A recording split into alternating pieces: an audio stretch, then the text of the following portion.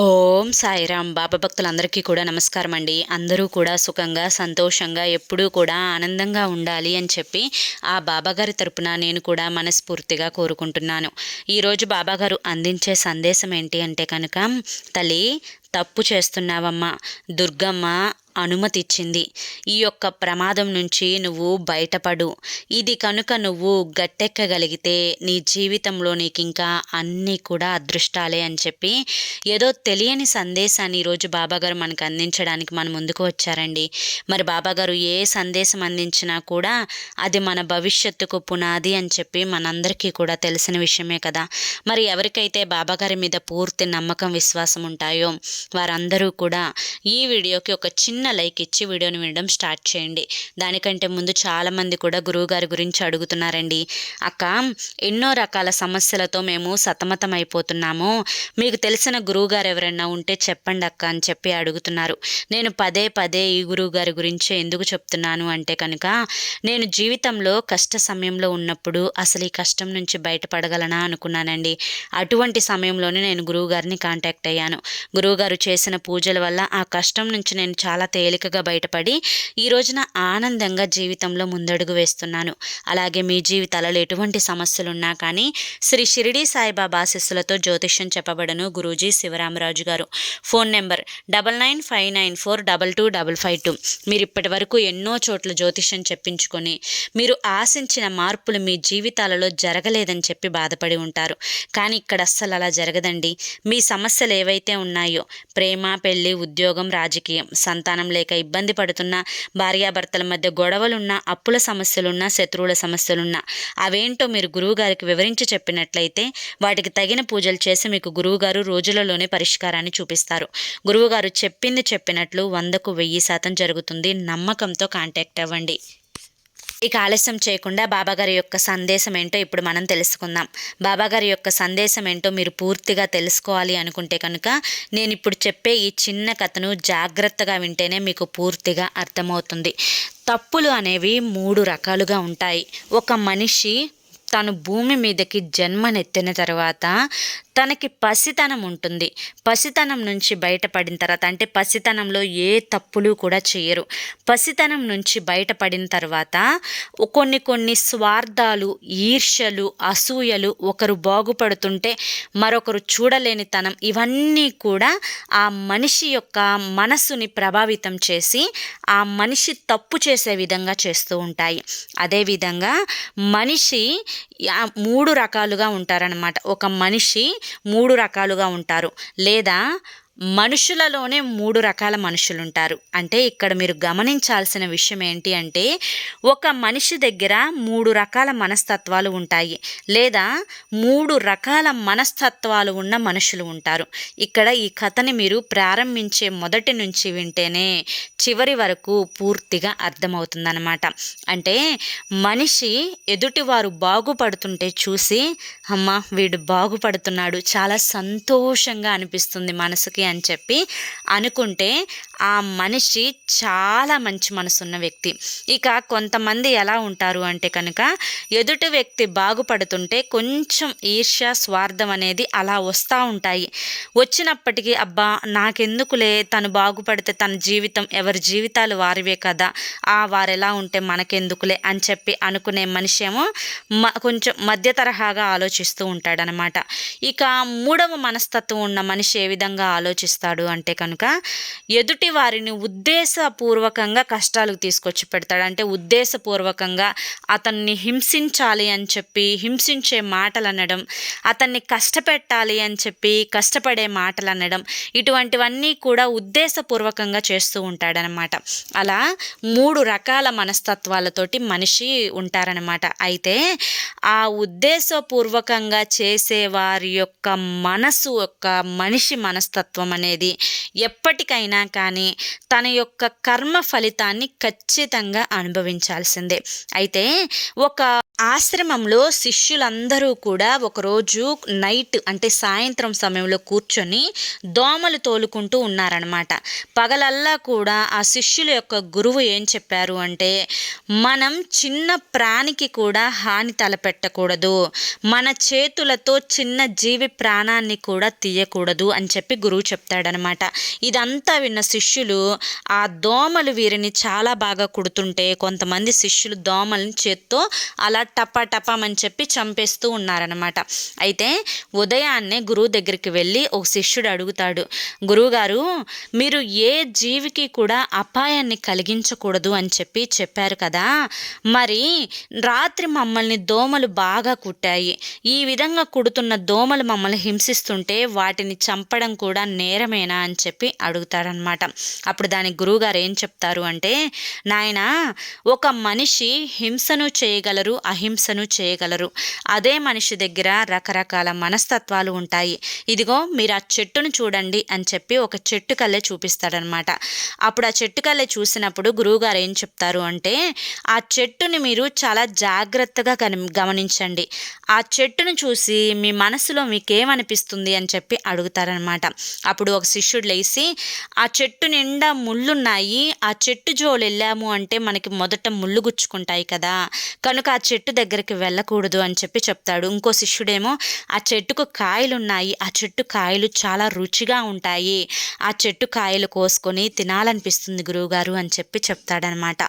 ఇంకొక శిష్యుడు ఏమని చెప్తాడు అంటే, చెట్టు చూడటానికి చాలా పెద్దదిగా ఉంది, ఆ చెట్టు నీడలో ప్రశాంతంగా నిద్రపోవచ్చు అని చెప్పి చెప్తాడనమాట. ఇంకో గురువు ఇంకో శిష్యుడు ఏం చెప్తాడు అంటే కనుక, ఈ చెట్టు కనుక కట్టెలు కొట్టే వ్యక్తికి కనిపిస్తే ఈ చెట్టుని నరికి వేసి కట్టెలు కొట్టుకొని ఎంతో డబ్బుని సంపాదిస్తాడు అని చెప్పి చెప్తాడనమాట. అప్పుడు దానికి ఆ యొక్క గురువు ఏం చెప్తారు అంటే, మీలోనే 4 రకాల మనస్తత్వాలు ఉన్న శిష్యులు ఉన్నారు నాకు. ఒకరు ముళ్ళు గుచ్చుకుంటాయని చెప్పారు, ఒకరేమో కాయలు కోసుకొని తినొచ్చు అని చెప్పారు, ఒకరేమో చెట్టు నీడలో హాయిగా నిద్రపోవచ్చు అని చెప్పారు, ఇంకొకరేమో కట్టెలు కొట్టుకుంటే డబ్బులు వస్తాయి, కట్టెలు కొట్టుకునే వాడికి దొరికితే అని చెప్పారు. అయితే ఒక చెట్టు దగ్గరికి మనం వెళ్ళినప్పుడు ఆ చెట్టు ముళ్ళు అనేవి మనకు గుచ్చుకుంటే అది చెట్టు పాపం చేసినట్లు అవుతుందా, కావాలని ఆ చెట్టు ముళ్ళని మనకి గుచ్చిపిచ్చిందా, ఆ చెట్టు ముళ్ళు మనకి గుచ్చుకున్నాయి కాబట్టి ఆ చెట్టుది పాపం అవుతుందా? ఆ భగవంతుడు ఈ సృష్టిలో ఉన్న ప్రకృతికి కూడా తనని తాను రక్షించుకునే అవకాశాన్ని ఇచ్చారు. కాబట్టి ఆ ముళ్ళు ఉన్న చెట్టు దగ్గరికి వెళ్తే ఆ చెట్టు ముళ్ళు మనల్ని గుచ్చుతున్నాయి అని చెప్పి ఆ చెట్టుని మనకి హింసిస్తుంది, ఆ చెట్టు పాపం చేస్తుంది, ఆ చెట్టు పాపం తగిలిపోతుంది, ఇవన్నీ కూడా అనుకోం కదా. ఆ చెట్టు తనని తాను కాపాడుకోవడానికి ఆ ముళ్ళని భగవంతుడు సృష్టించారనమాట. అదేవిధంగా అడవిలో ఒక సింహం ఉంటుంది. ఒక సింహము తనకి బాగా ఆకలి వేసినప్పుడు జింక దగ్గరికి వెళ్ళి ఆ జింకను వెంటాడి వేటాడి జింకని చంపుకొని మరీ తింటుంది. అవును కదా. అప్పుడు ఆ సింహం తన ఆకలిని దాన్ని తిని తీర్చుకుంటుందన్నమాట. ఇది సృష్టి ధర్మం.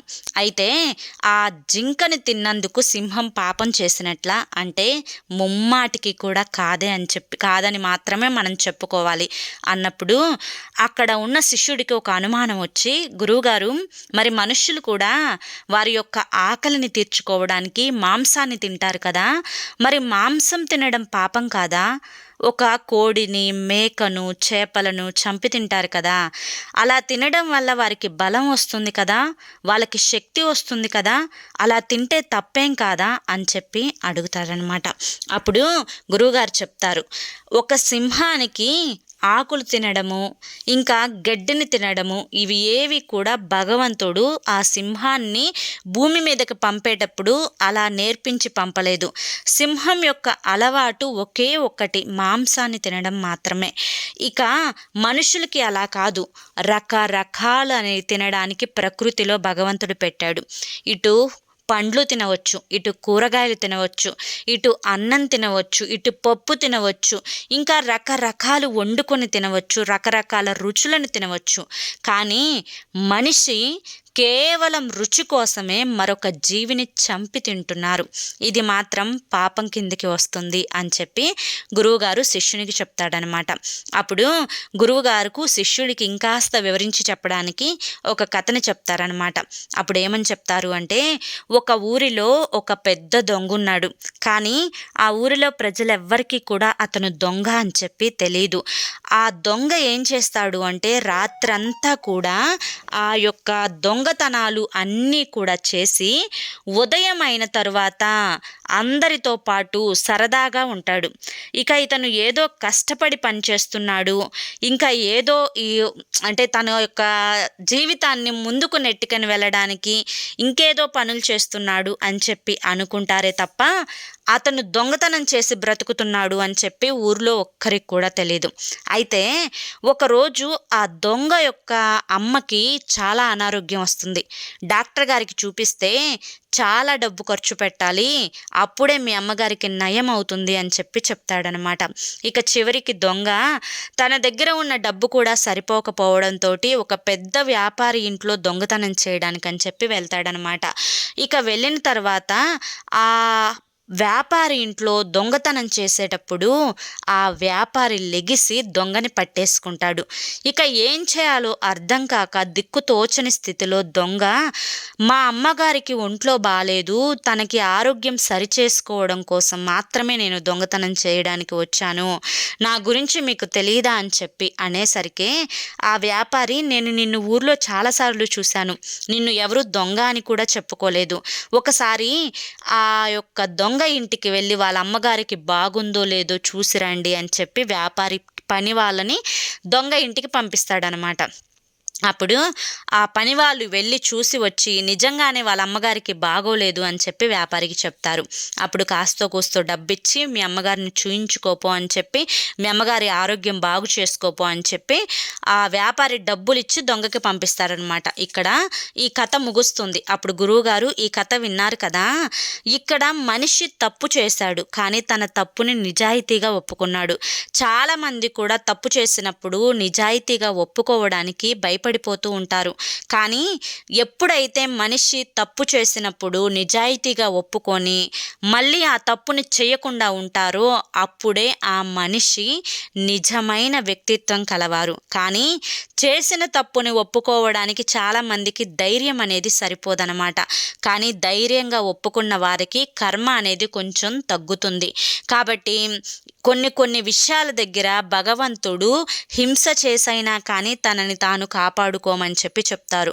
మరికొన్ని విషయాల పట్ల హింస చెయ్యకూడదు అని చెప్పి చెప్తారు.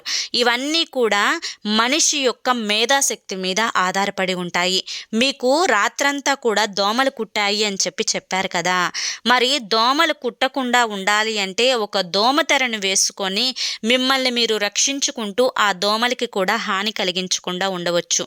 కానీ మనిషి తన యొక్క మేధాశక్తిని ఉపయోగించకుండా తప్పు చేస్తూనే ఉంటారనమాట. అలా తప్పు చేస్తూ మేధాశక్తిని ఉపయోగించకుండా మనిషి ఎక్కడికక్కడ తన స్వార్థం కోసం, తన సుఖం కోసం హింస చేస్తూ ఉంటారనమాట. ఇది మాత్రం ముమ్మాటికి తప్పే అవుతుంది అని చెప్పి గురువు శిష్యులకు చెప్తారనమాట. ఇక్కడితో కథ ముగుస్తుంది. ఈ కథ ద్వారా బాబాగారు చెప్పాలి అనుకుంటున్న నీతి ఏంటి అంటే కనుక, అమ్మా ఇక్కడ దుర్గమ్మ చెప్తున్నది కూడా అదే. ఎప్పుడైనా కానీ మనిషి ప్రమాదంలో ఉన్నప్పుడు తనని తాను రక్షించుకోవడం కోసం ఏ పనైనా కూడా చేయవచ్చు, అది హింస అయినా కానీ తన యొక్క హింస వల్ల ఎదుటి వారికి బాధ కలగకూడదు, ఎదుటి వారికి ప్రమాదాలు అనేవి రాకూడదు, ఎదుటి వారికి ఎటువంటి అపాయాలు కూడా జరగకూడదు. అలా తనని తాను కాపాడుకోవడానికి హింస చేయవచ్చు. ఈ సృష్టి ధర్మం మనిషికి తెలివితేటలను ఇచ్చింది. కాబట్టి ఆ తెలివితేటలను ఉపయోగించుకొని ఏ కష్టం నుంచి ఏ విధంగా బయటపడాలి, ఏ నష్టం వచ్చినప్పుడు దాన్ని ఎలా పూడ్చుకోవాలి, ఏ బాధ వచ్చినప్పుడు ఆ బాధ నుంచి బయటపడడానికి ఎన్ని రకాలుగా ఆలోచించాలి, ఇలా తన యొక్క ఆలోచన శక్తిని, తన యొక్క మేధాశక్తిని ఉపయోగించుకొని మనిషి ఎక్కడికక్కడ హింసను చేయకుండా అహింసావాదిగా జీవించే అదృష్టాన్ని భగవంతుడు మనుషులకు ఇచ్చారు. కాబట్టి తల్లి, ఇక్కడ నేను దుర్గమ్మనే చెప్తున్నాను. నేను నీకు అభయమిస్తున్నాను. నీ కష్టాలన్నింటినీ కూడా ఒడ్డెక్కిస్తాను. నిన్ను బాధల నుంచి దూరం చేస్తాను. నువ్వు పడుతున్న కష్టాలకు, బాధలకు అన్నింటికీ కూడా ఒక దారిని చూపించి నీ జీవితంలో సంతోషాన్ని, ఆనందాన్ని అందిస్తాను. బిడ్డ, నీ యొక్క స్వార్థం కోసం, నీ యొక్క ఆ అదృష్టాన్ని గెలిపించుకోవడం కోసం నువ్వు ఎక్కడా కూడా ఎటువంటి హింసను చేయవద్దు. నువ్వు ఈ ఒక్క గండం నుంచి గట్టెక్కితే ఇక నీ జీవితంలో అన్నీ కూడా అదృష్టాలే. ఆ గండం ఏంటి అంటే కనుక ఇప్పుడు నువ్వు పడుతున్న బాధలే. ఆ యొక్క బాధల నుంచి నువ్వు పూర్తిగా బయటపడాలి అంటే కనుక నువ్వు తెలుసుకోవాల్సింది ఏంటి అంటే, కేవలం ఎదుటి వారికి హాని చేయకుండా, ఎదుటి వారికి బాధ కలిగించకుండా నీ యొక్క మేధాశక్తిని నువ్వు పూర్తిగా ఉపయోగించుకొని నువ్వు చక్కగా తెలివితేటలతో, ఆలోచన జ్ఞానంతో జీవితంలో ముందడుగు వేస్తూ పోతే నీ జీవితంలో నువ్వు పట్టిందల్లా కూడా బంగారం అవుతుంది. నువ్వు అడుగు వేసే దారి కాస్త ధైర్యంగా వేయగలిగితే ముందడుగుని నువ్వు అదృష్టపు దారిలో అడుగు పెట్టినట్టే అవుతుంది. కాబట్టి ఎందుకు భయపడాల్సిన అవసరం లేదు, కంగారు పడవలసిన అవసరం లేదు. చేస్తున్న తప్పులేంటో అర్థమయ్యాయి కదా. ఎదుటి వారికి ఎప్పుడూ కూడా మన వల్ల ఆపద కలగకూడదు, మన వల్ల బాధ కలగకూడదు, చిన్న నొప్పి కూడా కలగకూడదు. ఎదుటి వారిని బాధ పెట్టకుండా మనం సంతోషంగా ఉంటూ మన చుట్టుపక్కల నలుగురిని కూడా సంతోషంగా మనం ఉంచగలిగితే మన జీవితంలో మనం చేసుకున్న కర్మలే మనకి ముందుండి మనకి ఆ జీవితాన్ని చూపిస్తూ ఉంటాయి. కాబట్టి మనం మంచి కర్మ చేస్తే మనకి మంచి కర్మ ఎదురవుతుంది, మనం చెడు కర్మ చేస్తే మనకి చెడు కర్మ ఎదురవుతుంది. తల్లి, ఎప్పుడూ కూడా ఏ భగవంతుడు కూడా తనకి అవి పెట్టు ఇవి పెట్టు అని చెప్పరు. మంచి మనస్సుతో కాస్త నూనె వేసి దీపం పెట్టినా కూడా భగవంతుడు సంతోషపడతాడు. కానీ అక్కడ మనిషి అవినీతిని చేయకుండా ఉంటే చాలు అని చెప్పి నీ యొక్క కష్టాలను గట్టెంకిచ్చే మార్గాన్ని చూపిస్తాను అని చెప్పి ఈరోజు దుర్గమ్మ వాక్కుతో బాబాగారు మనకి చాలా చక్కటి సందేశాన్ని అందించారండి. మరి ఈ సందేశంలో ఉండే ఆంతర్యం ఏంటో మీ అందరికీ కూడా అర్థమైంది కదా, నచ్చింది కదా. మరి నచ్చింది, అర్థమైంది అనిపిస్తే ఈ వీడియోకి ఒక చిన్న లైక్ ఇవ్వండి. మీరు ఇచ్చే లైక్ వల్ల మరికొంతమంది బాబా భక్తులకు వీడియో అనేది రీచ్ అవుతుంది. మొదటిసారి మన సాయి పిలుపు ఛానల్లోకి వచ్చినట్లయితే మన ఛానల్ని సబ్స్క్రైబ్ చేసుకొని సపోర్ట్ చేయండి. మరి రేపు మరొక మంచి సందేశంతో తప్పకుండా కలుసుకుందాం. అంతవరకు కూడా బాబా ఆశీస్సులు మీపై ఉండాలి అని చెప్పి మనస్ఫూర్తిగా కోరుకుంటూ సర్వే జన సుఖినో భవంతు. ఓం సాయిరామ్.